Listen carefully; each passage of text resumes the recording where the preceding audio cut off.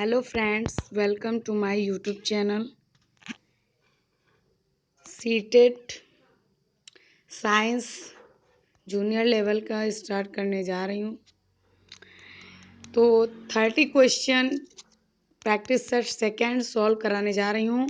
Practice set first video के description में आपको लिंक प्रोवाइड कर देंगे और जितने भी सीटेट से रिलेटेड हैं प्लेलिस्ट उसको हम डिस्क्रिप्शन में प्रोवाइड कर देंगे लिंक, जाके सीटेट का मटेरियल आप ले सकते हैं।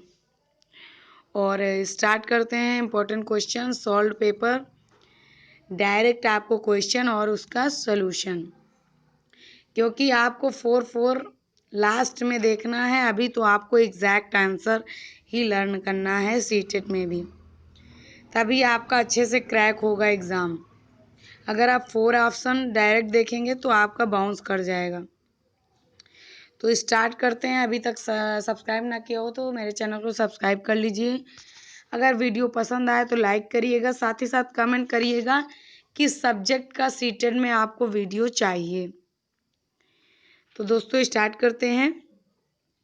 नीचे कुछ रासायनिक प्रक्रियाएं दी गई हैं, तो इसमें से बताना है इनमें से कौन दो धीमे दहन को दर्शाते हैं, मतलब कम दहन को दर्शाते हैं। तो पहला है लोहे पर जंग लगना, दूसरा है मोमबत्ती का जलना, तीसरा श्वसन, चौथा प्रकाश संश्लेषण। तो लोहे पर जंग लगना, मोमबत्ती का जलना, श्वसन, प्रकाश संश्लेषण। तो इसमें सबसे दो धीमे दहन को कौन दर्शा रहा है? तो दो धीमे दहन को लोहे पर जंग लगना और श्वसन। जो जंग लगता है वो धीरे धीरे नमी के कारण होता है, ऑक्सीजन की वाष्प प्रक्रिया द्वारा।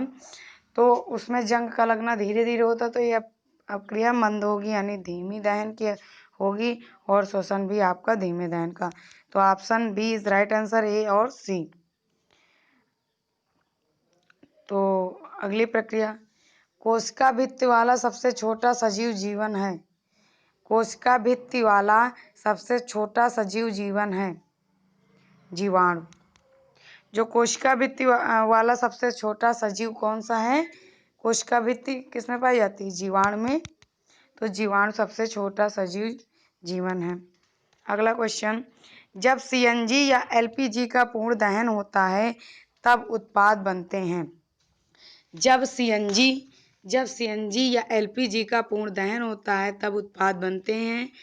तो जब सीएनजी कंप्रेस्ड नेचुरल गैस जिसे कहते हैं, एलपीजी लिक्विफाइड पेट्रोलियम गैस, तो इनका जब पूर्ण दहन होता है तो कार्बन डाइऑक्साइड यानी CO2 एंड आपका H2O जल बनता है। क्वेश्चन देखते हैं, विज्ञान में आकलन हेतु विद्यार्थियों की योग्यता के परीक्षण पर ज़्यादा बल दिया जाना चाहिए। जो विज्ञान का आकलन होता है उसमें विद्यार्थियों की योग्यता का परीक्षण पर ज़्यादा बल देना चाहिए। तो ऑप्शन क्या होगा? दैनिक जीवन की अपरिचित परिस्थितियों में संकल्पनाओं की समझ को व्यवहार में लाना। जो दैनिक जीवन से जुड़ी हुई अपरिचित परिस्थितियां, उनको संकल्पनाओं की समझ में व्यवहार में लाना ही विज्ञान में आकलन हेतु विद्यार्थियों की योग्यता के परीक्षण पर ज़्यादा बल देता है। अगला देखते हैं, ऊष्मीमान की एसआई इकाई क्या है? एसआई यूनिट क्या है ऊष्मीमान की? तो ऊष्मीमान की एसआई यूनिट किलो जूल प्रति किलोग्राम, केजे पर किलोग्राम यानी किलो जूल प्रति किलोग्राम है ऊष्मीमान की एसआई यूनिट। अगला देखते हैं, शर्करा को एल्कोहल में परिवर्तित करने की प्रक्रिया के नाम से जानी जाती है। शर्करा को एल्कोहल में परिवर्तित करना किण्वन कहलाता है। क्या कहलाता है? किण्वन, फ्रेगमेंटेशन कहलाता है। तो किण्वन कहलाता है, शर्करा को एल्कोहल में परिवर्तित करने की प्रक्रिया को किण्वन कहते हैं।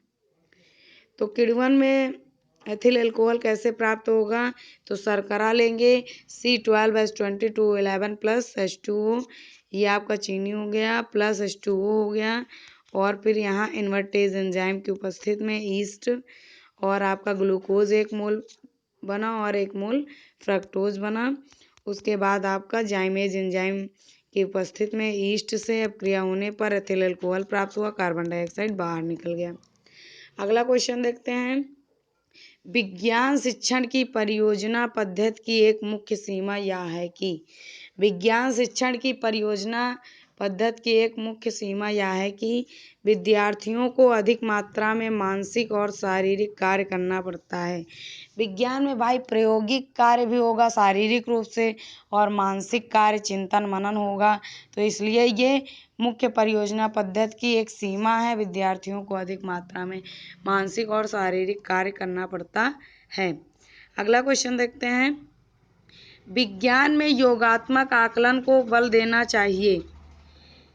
तो योगात्मक आकलन को बल देना चाहिए विद्यार्थियों के अधिगम कठिनाई वाले क्षेत्रों का निदान करने में। जो विद्यार्थियों के अधिगम में कठिनाई हो रही है उन क्षेत्रों के निदान में बल देना चाहिए। अगला क्वेश्चन देखते हैं।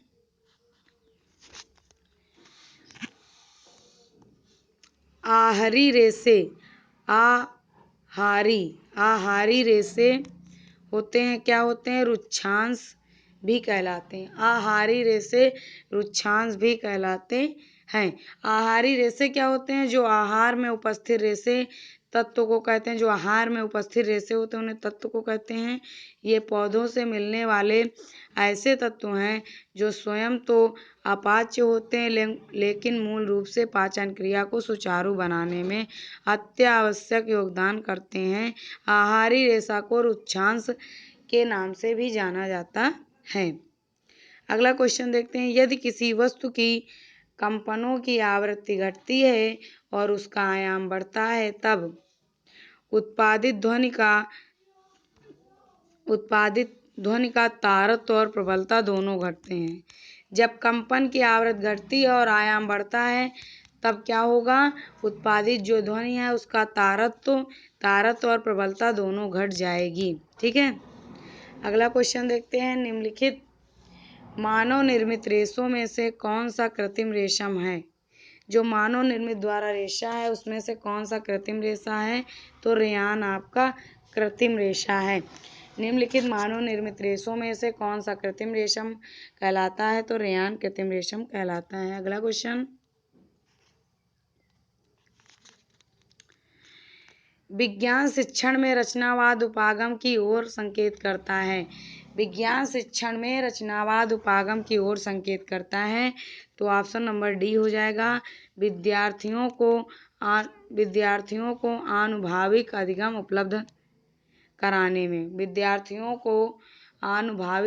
उपलब्ध कराने में रचनावाद उपागम की ओर संकेत करता है। अगला क्वेश्चन देखते हैं।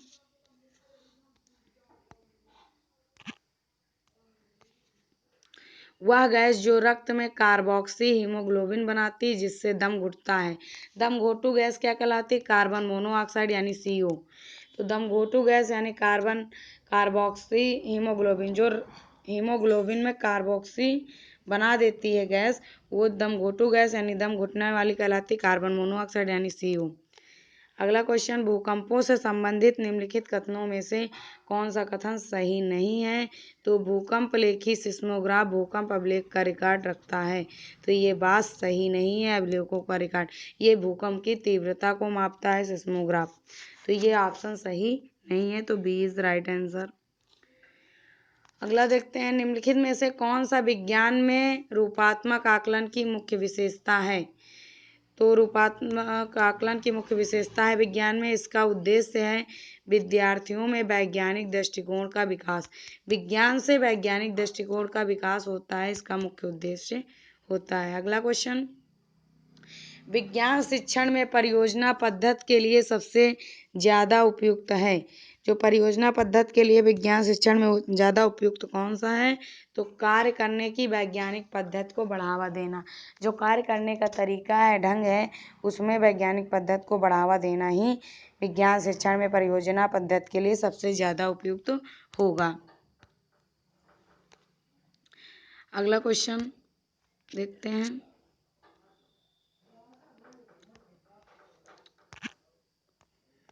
विद्यार्थियों ए,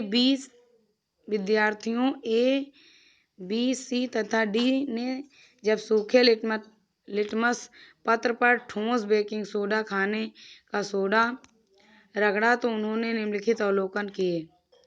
विद्यार्थी ए जो है, सूखे लाल लिटमस पत्र पर प्रभाव क्या पड़ता है? नीले रंग में बदल जाता है। सूखे नीले लिटमस पत्र पर प्रभाव कोई बदलाव नहीं होता है। लाल लिटमस पत्र पर नीले रंग में बदलता है, नीले पे कोई बदलाव नहीं।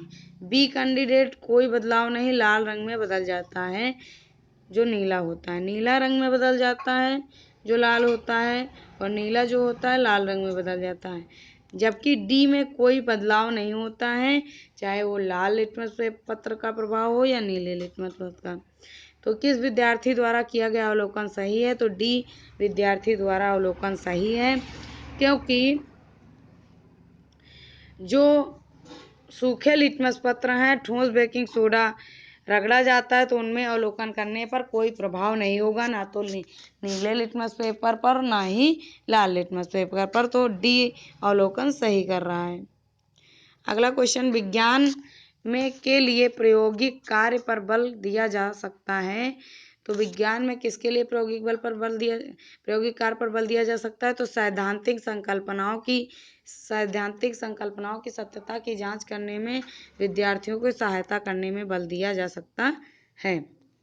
अगला क्वेश्चन, निम्नलिखित में से कौन सा उच्च प्राथमिक स्तर पर विज्ञान शिक्षण का मुख्य उद्देश्य है? तो तार्किक चिंतन को बढ़ावा देना। कौन सा है? तार्किक चिंतन को बढ़ावा देना ही मुख्य उद्देश्य है। अगला, प्रतिजैविक के उपचार में प्रभावी है। प्रतिजैविक के उपचार में कौन प्रभावी है? हैजा। प्रतिजैविक के उपचार में हैजा प्रभावी है। आमतौर पर खाद्य सामग्री को रखने के लिए पेट बोतलों और जारों का प्रयोग किया जाता है। पेट का सुपरिचित प्रकार है। जो पेट यानी पेट बोतलें कौन सी हैं? पॉलीएस्टर का प्रयोग करते हैं, जिससे जो खाद्य सामग्री है वो खराब ना हो, कई दिनों तक संरक्षित रखी जा सके। तो हम खाद्य सामग्री को किस बोतल में रखते हैं? पेट बोतल, पॉलीएस्टर बोतल में। अगला, जब धात्विक चालक में विद्युत धारा प्रभावित होती है तो चालक में उत्पादित ऊष्मा की मात्रा इसके पर निर्भर करती है। तो जो चालक पर उत्पादित ऊष्मा की मात्रा पदार्थ पर निर्भर करेगी और लंबाई और मोटाई पर निर्भर करती है। अगला क्वेश्चन, मांसपेशियों की सुचारू क्रिया के लिए खनिजों की पर्याप्त मात्रा में आवश्यकता होती है। कौन से खनिज की जो मांसपेशियों को मजबूती प्रदान करते हैं? लौह और कैल्शियम की पर्याप्त रूप में आवश्यकता होती है। कौन से खनिज की? लौह और कैल्शियम। Fe और Ca की पर्याप्त मात्रा की आवश्यकता होती है मांसपेशियों को सुचारू रूप से क्रिया करने के लिए। अगला क्वेश्चन, वायुमंडल में उपस्थित गैसें जो पौधा घर प्रभाव का कारण है। तो ऐसी कौन सी गैसें जो पौधा घर प्रभाव का कारण है? तो मीथेन हो गया, जलवाष्प हो गया, कार्बन डाइऑक्साइड। मीथेन CH4, जलवाष्प H2O, कार्बन डाइऑक्साइड CO2, ये 3 गैसें हैं जो पौधा घर प्रभाव का कारण है। ठीक है, तो अगला देखते हैं।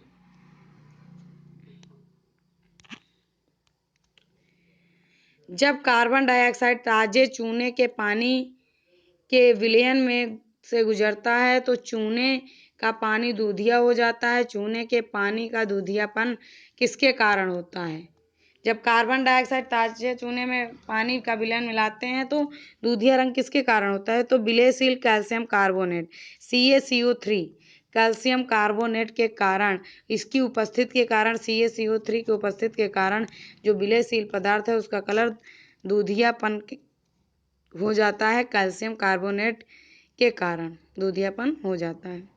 अगला, विलयनों के अम्लीय, क्षारीय या उदासीन प्रकृति का निर्धारण करने के लिए एक विद्यार्थी परीक्षण के बाद निम्नलिखित परिणाम सारणी बनाता है। निम्नलिखित अवलोकनों में से सही रूप में सारणीकृत अवलोकन कौन सा है? देख लीजिए, डी होगा, क्योंकि कपड़े धोने का सोडा वो लाल लिटमस पत्र को नीला कर देगा और नीला लिटमस पत्र में कोई परिवर्तन नहीं होगा, और ये विलयन कैसा होगा? क्षारीय विलयन होगा। ये बात एकदम सही है, चारों विकल्प, जबकि NaCl में परिवर्तन नहीं होता। ये सब बातें गलत हैं, तो ऑप्शन कौन सा सही होगा? डी ऑप्शन सही होगा। ठीक है, तो जल्दी जल्दी हम करा रहे हैं, क्योंकि चारों विकल्प देखना और चारों को समझाना बहुत ही अभी आपके लिए उतना बोरिंग भी लगेगा, तो इसलिए आप सॉलिड आंसर पे ही फोकस करें, फिर लास्ट टाइम में आपको सारा कुछ बताया जाएगा। निम्नलिखित में से कौन सा विद्यार्थियों में वैज्ञानिक कौशलों के विकास के लिए सबसे ज़्यादा उपयुक्त है? तो प्रयोगशाला में कार्य निष्पादित करना सबसे ज़्यादा वैज्ञानिक कौशलों में ज़्यादा उपयुक्त माना जाता है। प्रयोगशाला में कार्य निष्पादित करना, पूरा कार्य को समय पर करना। अगला, एक विज्ञान शिक्षिका शिक्षार्थियों द्वारा प्रक्रमण कौशलों के अर्जन पर ज़्यादा ध्यान केंद्रित करना चाहती है। उसे निम्नलिखित में से कौन से शिक्षण पद्धति संयोजन को प्राथमिकता देनी चाहिए ताकि वह अपने उद्देश्य को प्राप्त कर सके? तो अपने उद्देश्य को प्राप्त कर सके तो परियोजना कम, प्रयोगशाला पद्धति। परियोजना कम और प्रयोगशाला पद्धति ज़्यादा उद्देश्यों पर बल देगी। पद्धति का प्रयोग करना उचित रहेगा। ठीक है, निम्नलिखित में से कौन से शब्द समूह में को राइजोबियम के साथ सही रूप से पहचाना जा सकता है? तो राइजोबियम जड़ों की ग्रंथियों में पाया जाता है, घटपर्णी पौधा होता है, नाइट्रोजन की कमी वाला मृदा में पाया जाता है, जहाँ नाइट्रोजन की कमी वहाँ पाया जाएगा राइजोबियम। राइजोबियम क्या है? जड़ों की ग्रंथियों में पाया जाता है, घटपर्णी नाइट्रोजन की कमी होती है जो कि मृदा में पाई जाती है। ठीक है, अगला क्वेश्चन, एक प्रयोगशाला तापमापी में 55 डिग्री सेल्सियस 56 डिग्री सेल्सियस के बीच 5 छोटे विभाजन प्रकट करता है। इसका तात्पर्य तापमापी एक उचित रूप में पढ़ा जा सकता है। तो 56 से 55, तो इसमें टेम्परेचर निकालने का कैसे आप निकालेंगे? थर्मामीटर में 55 डिग्री था और 56 डिग्री के बीच 5 छोटे विभाजन, तो 5 छोटे विभाजन मतलब 1/5 अंश सेल्सियस, अर्थात ये कितने पॉइंट? 0.2 क्या होगा? माइनस होगा, 0.2 माइनस होगा। इसका मतलब यह है तापमापी कितना हो जाएगा? ये 1/5 अंश सेल्सियस पे 0.2 अंश सेल्सियस आएगा, तो इसको माइनस करेंगे 56 अंश सेल्सियस से, तो कितना बनेगा? ये मतलब जुड़ जाएगा, जो वैल्यू है 0.2 डिग्री सेल्सियस निकला है 1/5 भाग पे, तो ये जुड़ जाएगा 55 डिग्री सेल्सियस तापमापी पर। तो आंसर कितना हो जाएगा? 55.2 डिग्री सेल्सियस। तो अभी तक लोग दोस्तों सब्सक्राइब ना किया मेरे चैनल को सब्सक्राइब करिए, साथ ही साथ बेल आइकन प्रेस करिए सबसे पहले वीडियो को पाने के लिए, और कमेंट करिए जिस टॉपिक पे वीडियो चाहिए, और साथ ही साथ लाइक करिए और शेयर करिए वीडियो को। अभी आपको हम डायरेक्ट आपको क्वेश्चन टू आंसर प्रोवाइड कर रहे हैं, एक्सप्लेनेशन आपको बाद में प्रैक्टिस सेट जब आपको 10 दिन बचेगा तब उसका अच्छे से कराया जाएगा, कैसे आपको क्वेश्चन को पकड़ना है। तो दोस्तों मिलते हैं आपको नेक्स्ट वीडियो में। Thank you guys, take care, bye bye.